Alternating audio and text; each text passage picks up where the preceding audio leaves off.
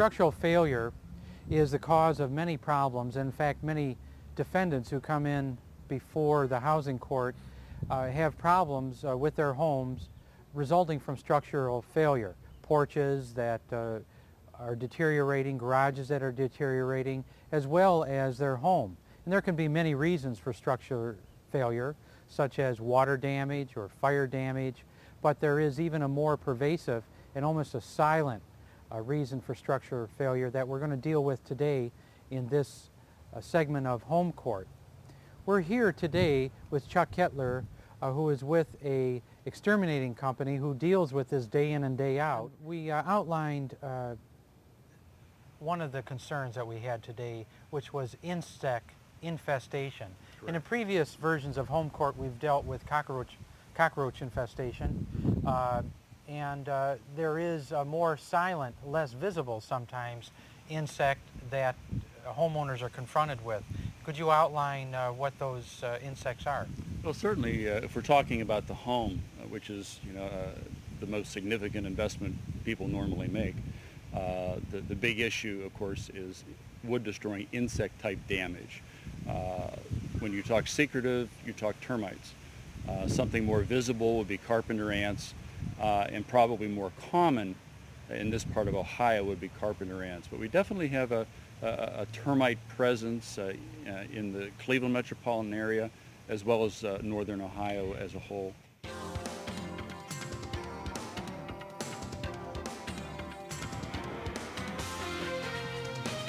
Chuck, this few weeks ago, this branch came crashing down and broke off, and there appears to be some insect damage in here. What are we looking at here? Well, you're probably looking at a combination of carpenter ant activity over a period of time, as well as probably a certain amount of wood rot, because this particular branch had been compromised over a period of time through the aging process, I would think. Mm-hmm. And this is just a good example of how you can have a carpenter ant population that is pretty secretive because it's contained within the tree, and unless you're sitting in the backyard looking at the surface of the tree, which you may see some carpenter ant activity going up and down the outside of it, you may not necessarily notice that this is going on, and then you end up with a good windstorm like we get in the Cleveland area during the summertime, and then Mm-hmm. snap down comes a branch. So they've burrowed in the middle of this, cleaned out all of the wood, and of course made it much weaker. Is that right? Absolutely. How And that then, works and of on course, it? this is all part of their gallery activities for expanding their colonies and surviving. Now this is from a willow tree, which is a relatively soft wood, and I know the ailanthus tree or stinkweed tree also has sort of a spongy core in the middle, which sometimes it's easier for the carpenter ants. But would you see it in more of the hardwood trees as well? Oh yes, even your oak trees. Mhm. You get these huge, beautiful oak trees that you'll find down along Martin Luther King Boulevard. Mm-hmm. There probably isn't one of those trees that doesn't have a carpenter ant population in it, because they're just very, very old trees. And they look healthy and they look fine. There really isn't a reason to take them down. You just have to recognize that it is a source for a certain insect population. In this case, it would be carpenter ants. And so you need to keep an eye on that if you see carpenter ants on the tree and any. Well, sure, because number. it's weakening the tree over time, and then we have just a hazard situation to be aware of too, with kids in backyards, and if the tree has outlived its usefulness from a health perspective, then probably should be removed by a professional service. All right. Well, let's go look at some of the other areas of insect damage, and perhaps you can tell us what we're looking at. Sure.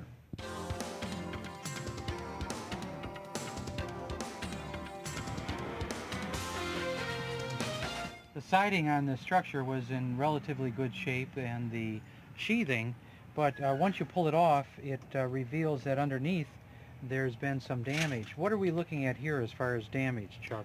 Well, just in close inspection here, you can see the muddy appearance. So we did have termites working on this part of the garage at one point in time. We've also got advanced wood rot, which is just, again, the byproduct of the age of the structure and being in contact with moisture on an ongoing basis. So right here we have a two-part problem, termites as well as a rotting situation. On this sheathing board, what damage is this and what type of insect has caused this over here? Well, again, you can see the what appears to be a real fine powder, kind of a pale brown powder, and this is a good example of what is referred to as powder post beetle frass, as well as wood rot that has taken place over a period of time. All right. A little farther down here, I think Better we have example a larger here, huh? pile of the material. Well, in fact, If the you touch 2x4, it, you yeah. can see it. You can see the frass just sort of falling out, and this is long-term powder post beetle damage. Well, we haven't talked about powder post beetle. What does that do, and how Powder do you post eradicate beetles it? are a wood-boring wood invader. The age of this house, which obviously we're looking at a century home, a lot of the construction wood back in that period of time was not what we refer to as kiln dried. And so a lot of the beetle problems were already in the wood during the construction process. And as long as the humidity is high enough in the wood, then the powder post beetles will exist and continue to expand their population. Now, besides that, you call that frass? Yes.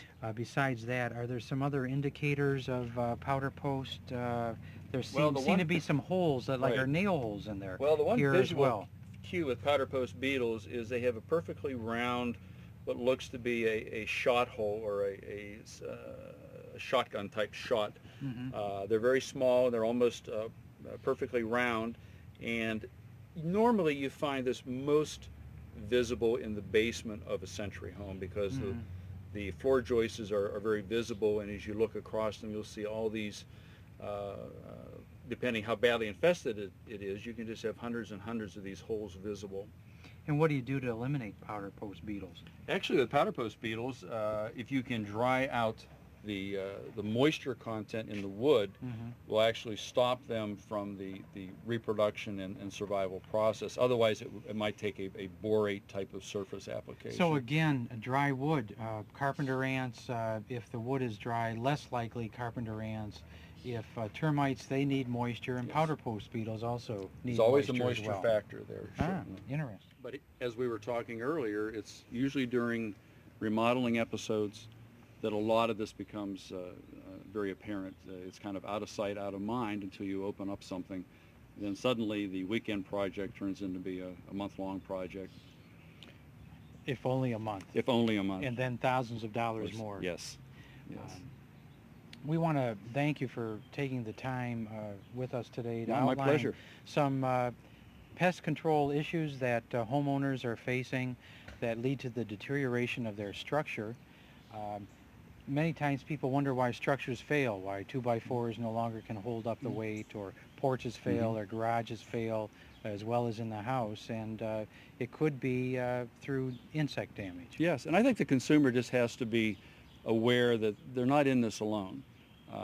There's lots of professional experts out there just working with the Yellow Pages in the metropolitan Cleveland area. I mean, there's a lot of professional sources, and pest control operators are more than willing to come out and give evaluations and talk to them about what the problem is and how to cure the problem, what they can do as a homeowner to help cure the problem and prevent it from reoccurring, obviously. And there's a great deal of information available on the internet, and Absolutely. we're going to present those sites so Absolutely. people And I would can encourage check them out. to get online and get their questions answered. All right. Thank you very much. Oh, you're welcome.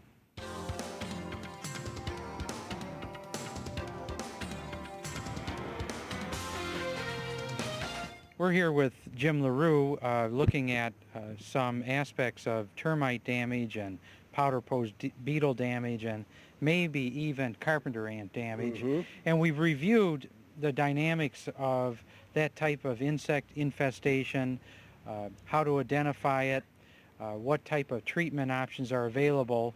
Now for the homeowner is facing repairing the damage, Jim, what are we looking at as far as methods to approach this problem, and what are some of the ways that a homeowner should approach this in repair? Well, if I can get down here just a minute and take a look at this. we want to find out what is the fundamental structure. In this case, is the brick holding up the structure, or are the wood framing members holding up the structure? And what we've determined is that the brick is really the primary support here, and that these wood members were simply inserted into the brick, or the brick was laid so they could be inserted, so that this material could hold this material. And of course, this has got the termite damage just like this does. So we don't have a structural issue here, and that's the most important thing. So this is rather unusual, I think, type of construction. Majority of the construction in Cleveland is sort of balloon frame type construction, where this would be structural on a wooden sill and then holding the building up. So if this were that type of construction and this were structural rather than used to fur out to put the siding and the sheathing on, what would the approach be? Well, we probably have to put some kind of a beam across and secure it, and then just take the load off that wall, jack it enough to take the load off that wall, and then remove the affected materials, the rotted sill plate or the termite damaged sill plate, and install new material. And I would recommend the installation of pressure treated material. There are two kinds, a CCA, which is going out of circulation, and an ACQ, which is less toxic and is a better material to use. Now, pressure treated, we've heard a lot about arsenic in the pressure treatment of wood and recommendation not to use it. What's the difference? Well, the CCA is the product that is going out of circulation, and the ACQ is considered more acceptable, particularly when it's inside of a wall cavity and it's not exposed to direct moisture issues. And using either one of them, if it's on the inside of the wall cavity, is that going to cause any harm to It shouldn't, but there's a whole occupants? new generation of product which is being developed in the South because they have so much more termite damage than we do. And it has a borate-treated, pressure-treated wood. It's borate-treated, which has very little harm for us. We use boric acid all the time. Yes. We use all kinds of things. But it has not yet come into our market that I've been aware of. Once that borate material comes into our market, Osmos is making one of the products, then that will be a natural for us to use in wall cavities.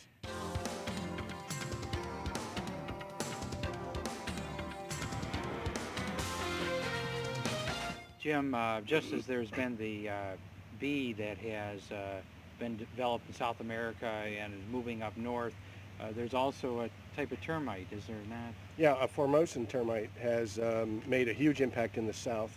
It has a voracious appetite, makes our conventional termites look like they aren't doing anything. And it's pressed the lumber market to produce a new borate-treated, pressure-treated wood, which is not hazardous to use either by the persons who are constructing it or by the persons living in the house. And what they're doing is creating all of the fundamental framing, even some flooring materials, with this borate-treated wood, so that there is nothing that the termite can eat without doing damage to itself. And it'll be a number of years before that becomes a major issue for us. But we need to start thinking about it because it will be a growing concern. Now, one of the things that we need to think about is not building so we have wood this close to the ground. In my years of looking at old houses, I have very seldom seen termite damage up in joists where the joists are considerably up from the ground, the sill plate and joists are And away a from the rule ground. of thumb is 18 inches, is that right? Yeah, or more? usually 18 inches to 2 feet. Now, that doesn't mean it can't happen, Right. but I've seldom seen it. More times than not, I'll see it in our old crawl spaces in Cleveland, where many times the joists are laying in the dirt in the crawl space. Sure. And so there's moisture wicking into the wood, and carpenter ants particularly love that kind of terrain. Sure, moisture again, of course, attracts them, and we're finding that moisture so many times, not only for termites, carpenter ants, powder post beetles, but then into mold. So there's all type of things that Exactly. moisture wreaks havoc with. So control of moisture is very important. Now, Jim, on a structural aspect, you mentioned that this particular is not structural, but if it were, you need to cut out the piece and replace it, and Then maybe you would probably need to sister the studs. For example, if the bottom 3 feet of this was gone, Mm-hmm. what you would need to do is put a sister stud all the way up so that it's at the top of this cavity, and then bring it down, and then you put a spacer piece in from here down, whatever you took out, and nail that to the other, and then you'd have support, necessary support. But you start with putting in a new plate, then redo each of these, similar to what we talked about one time in doing a garage. In the garage, yeah. In Same- fact, the, same this idea. type of framing. Now, the one part here is because of the width, and the age of Cleveland's home, median age is 80 years old. They used real 2x4s, 2-inch by 4-inch. And of course, you can't buy 2-inch by 4-inch. So how would you approach that, making sure that the lumber fits properly? Well, you might have to shim a little bit with I that see. piece that goes in, but as long as it's properly secured to the sistering and it's providing the jacking support in here, I don't think it's important whether it's exactly the same width. I see. All right. One other thing that I'd want to mention is I mentioned the borate pressure treated material. There's a new material called Thermamesh, which has been developed, which is a stainless steel screen that has such a fine holes that termites can't get through it. And in new construction, they're now attempting that in many of the southern states. It was first started on Australia. You know, Australia and Hawaii have more termite damage than almost any place in the world. But we're reaching those levels in some southern areas. So they're putting that stainless steel material around as a permanent shield. Some of the things that we used to do are just not working. For example, on the foundation wall, we would put a metal plate and then put our wall on top of that metal Yes, plate. The idea is that would stop the termites from coming up.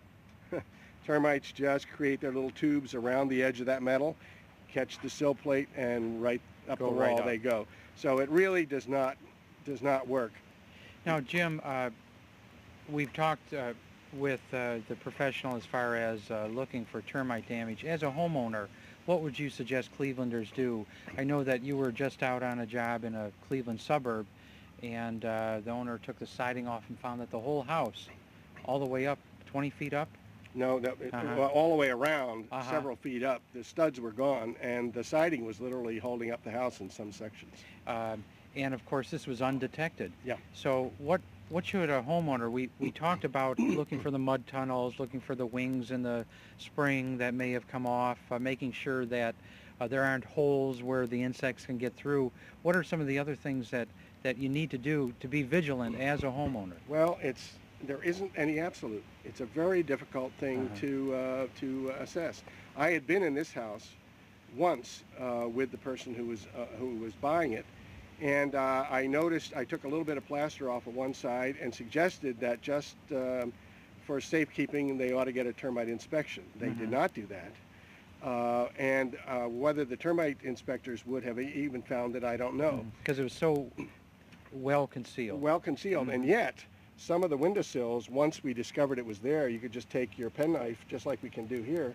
You can take your penknife and just put it into the wood, and it was gone. When I'm inspecting a house, I can't just go in and start poking holes, but you can see that that's exactly what was happening in that house. We just pushed the knife into the windowsills, and it just took the whole thing. All right. There is no absolute. It's very difficult. Now, there are a couple little tricks that get used. There are actually dogs that can sniff termites. There are infrared scanners that you can put up against the wall that show heat levels, and if there are termites, you can see the heat activity of the termites. There are some of those kind of little tricks, but they're expensive tricks. It costs quite a bit of money to have that kind of research done on your home. It's the kind of thing that normally gets done once you spot that there is one place where there may be a problem. Then you want to know how extensive is this problem, and you might want to get into one of those measures. All right, just to determine how much it is. And usually it's within the throes of a construction project, so your small construction project may have been added to if you discover termite, carpenter, and or powder post beetle infection.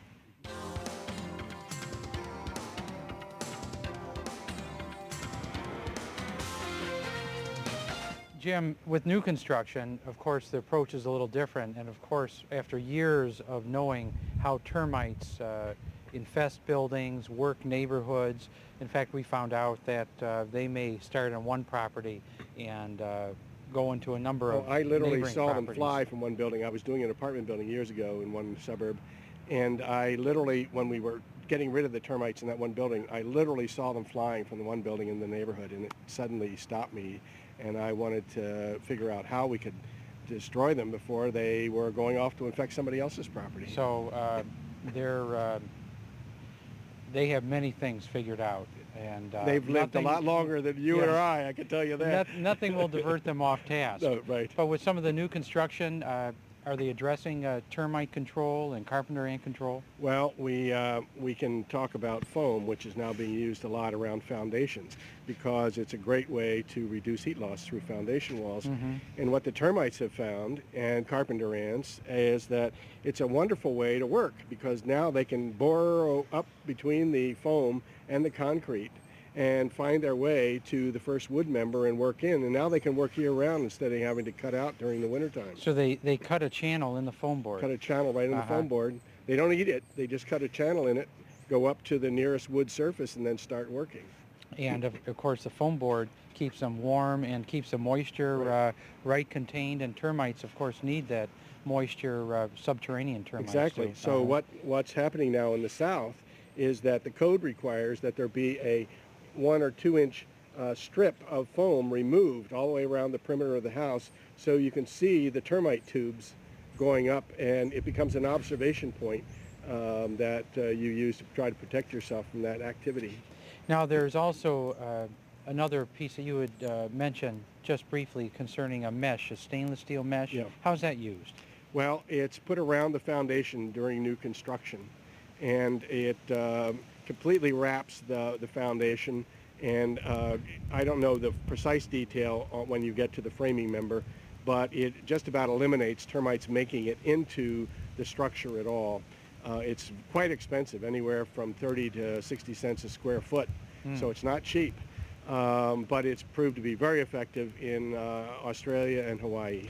And are they also using the treated lumber then in new construction or? But in the South, they're now using a borate-treated, pressure-treated wood, which is the safest pressure-treated wood to use, and it will become the product of the future.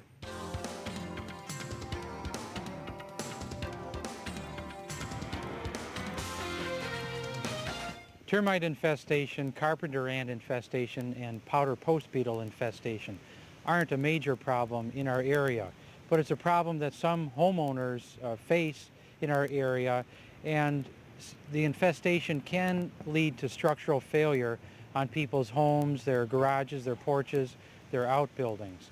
It's a factor that every homeowner needs to consider.